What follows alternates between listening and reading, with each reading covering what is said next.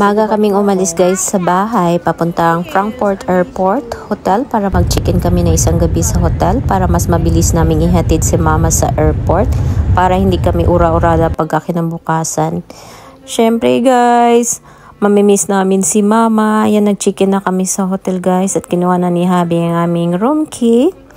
At saklap ng buhay, 99.3 ang aking lagnat guys, ang taas, grabe. Hindi na ako bumaba sa baba pagka kinabukasan para kumain ng breakfast. Sila lang mama at Charles, sinagdan na lang ako sa hotel room ng breakfast. O, diba? Ayan na yung breakfast ko, guys. Ang sarap.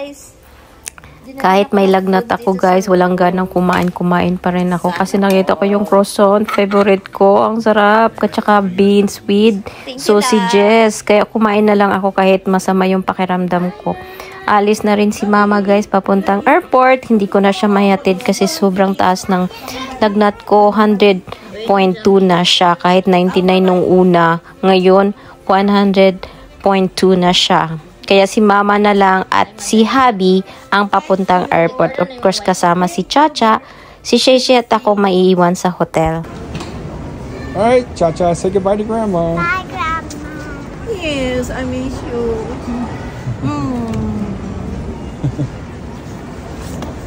Grandma, I'll miss you as well. No, so you Chacha, over here. Come on. don't go. No.